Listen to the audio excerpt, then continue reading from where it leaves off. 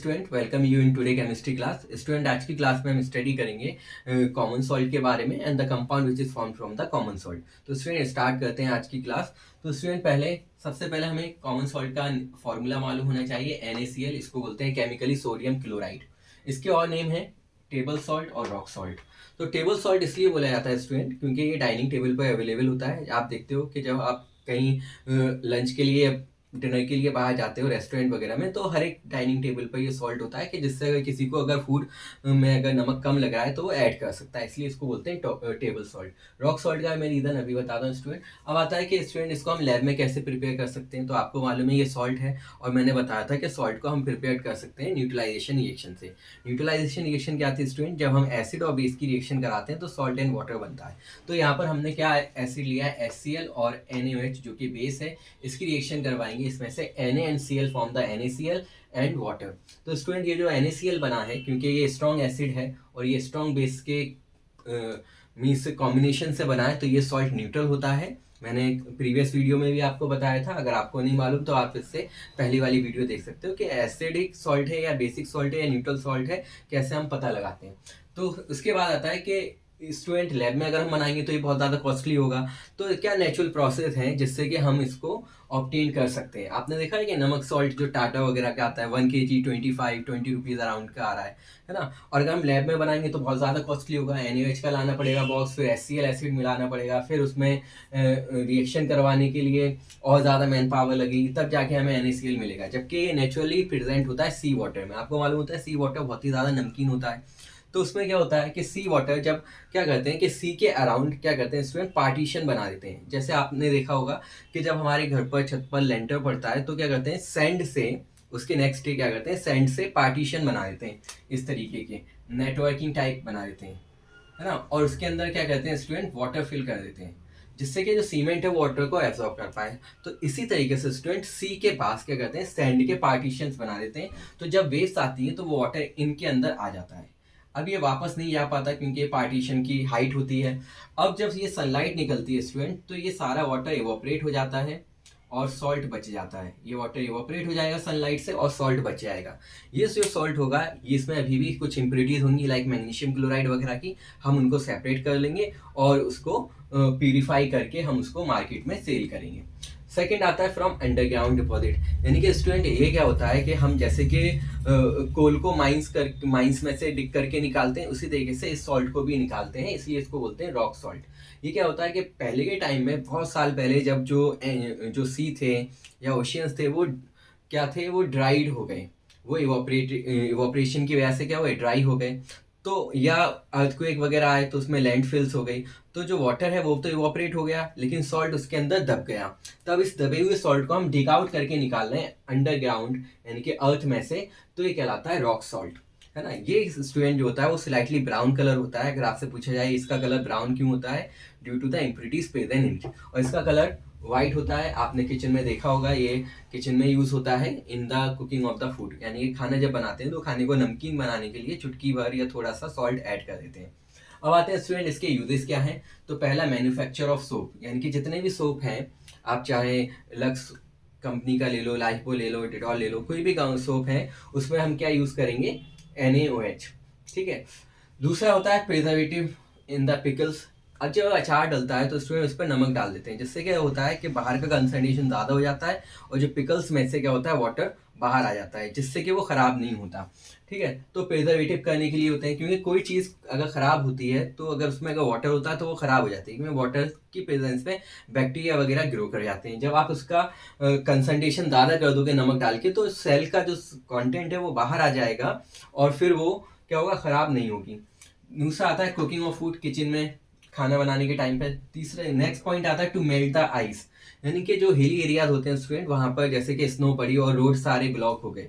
अब सनलाइट तो निकल नहीं रही, अब ये स्नो को कैसे करना है, तो क्या करते हैं इस पर NaCl का स्प्रे करते हैं, जिससे कि NaCl क्या करता है उस आइस के फ्रीजिंग पॉइंट को कम कर देता है। यानी कि आइस क्विकली क्या होती है वाटर के अंदर चेंज हो जाती है और रोड क्लियर हो जाता है। नेक्स्ट आता है in making the other compound, यानी कि NaCl ये तो इसके खुद यूज है ही, लेकिन दूसरे कंपाउंड्स बनाने में भी आता है जो कि हम यूज करेंगे।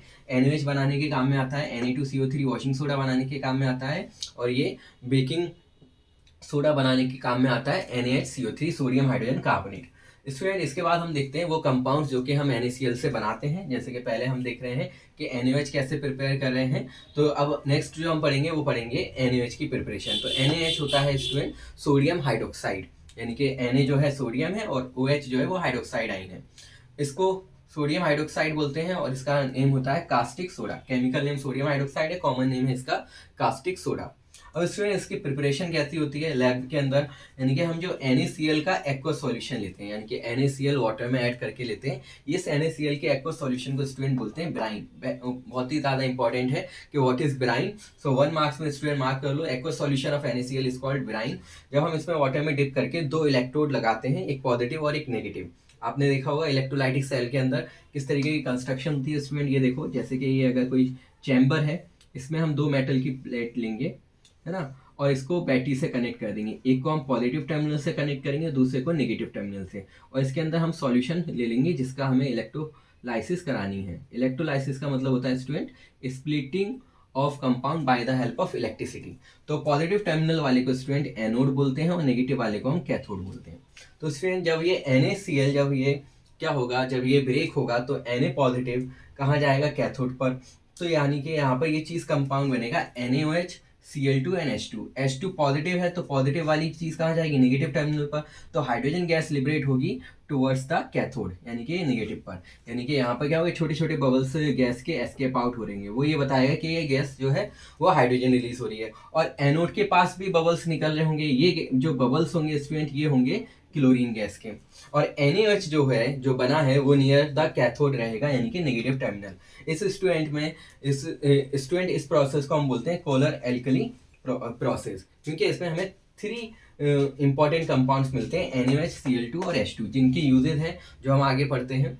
NaOH का यूज मैंने बताया था आपको in the making of soap, paper, detergent, ये सब बनाने के काम में आता है। क्लोरीन का डिसइंफेक्टेंट की तरीके से काम होता है। डिसइंफेक्टेंट क्या होते हैं स्टूडेंट, जो कि किसी के मतलब जर्म्स को किल करते हैं। इनको हम अप्लाई कर सकते हैं फर्श पर, फ्लोर पर, है ना, और हम यूज़ कर सकते हैं सर्जिकल इंस्ट्रूमेंट पर। आपने देखा ना जो डॉक्टर सर्जरी करते हैं, सीजर वगैरह, बाइस फॉर्सेप वगैरह यूज़ करते हैं, तो उसको आप क्लीन करने के लिए किसका यूज़ कर सकते हो, डिसइंफेक्टेंट का। ये क्या करते हैं, उसकी सरफेस से जिस पर आप अप्लाई कर रहे हो उसके जर्म्स को किल करते हैं। तो आपने देखा होगा कि जब वाटर जो पार्क हम जाते हैं तो उसमें क्लोरीन गैस ऐड रहती है, यानी कि क्लोरीन की टैबलेट्स ऐड रहती हैं, जिससे कि वाटर जो जर्म्स हैं इतने सारे स्विमिंग पूल के अंदर या वाटर पार्क के अंदर वो जर्म्स ग्रो नहीं कर पाए। तो ये काम होता है क्लोरीन का, उनको किल करने का। नेक्स्ट होता है in the preparation of bleaching powder. Bleaching powder होता है कैल्शियम ऑक्सीक्लोराइड, इसको भी पढ़ेंगे हम। क्लोरोफॉर्म CHCl3 होता है, कार्बन टेट्राक्लोराइड CCl4, यानी कि इन सब कंपाउंड के अंदर क्लोरीन है। इट मीन्स क्लोरीन की इसमें यूज हो रहा है। नेक्स्ट आता है हाइड्रोजन।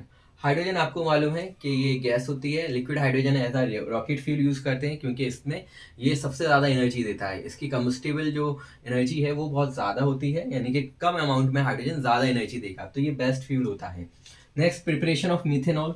मिथेनॉल अल्कोहल का एक डेरिवेटिव होता है CH3OH, है ना, इसको बनाने के काम में आता है। इसको स्टूडेंट बोलते हैं वुड पॉलिश। आपने देखा होगा जब फर्नीचर बनता है तो वुड का जब फर्नीचर बनता है तो उसके ऊपर एक पॉलिश करते हैं, that is called the methanol. और इसको स्टूडेंट ड्रिंक नहीं करना चाहिए, ये अल्कोहल है का ही सब्स्टिट्यूट है। अगर आप ने सुना होगा कि अल्कोहल लोग ड्रिंक करते हैं, दैट इज इथेनॉल। मिथेनॉल को अगर ड्रिंक करेंगे तो ब्लाइंडनेस हो जाती है, पॉइजनस होती है। नेक्स्ट आता है in the preparation of vegetable ghee from vegetable oil. इसको बोलते हैं हाइड्रोजनेशन ऑफ फैट, यानी कि आपने देखा जो डालडा घी जो आता था या रत आता था तो उसमें क्या करते थे कि वेजिटेबल ऑयल, यानी कि जैसे हमने मस्टर्ड ऑयल ले लिया या कोई भी वेजिटेबल ऑयल ले लिया, उसमें हम हाइड्रोजन गैस पास करेंगे in presence of nickel catalyst, so it will change into the vegetable ghee. तो वेजिटेबल ऑयल को हम किस में चेंज कर रहे हैं, वेजिटेबल घी के अंदर, यानी कि अनसैचुरेटेड फैट चेंज हो रहा है सैचुरेटेड के अंदर। तो स्टूडेंट ये सारे इसके यूजेस हैं, आप इसका स्क्रीनशॉट ले लो। आई होप आपको ये क्लियर हुआ होगा। स्टूडेंट आप नीडी स्टूडेंट को वीडियो शेयर किया करो और हमारे चैनल को सब्सक्राइब कर सकते हो, जिससे कि हमको भी पता चले कि हमारी जो है क्लास में इतने स्टूडेंट प्रेजेंट होते हैं।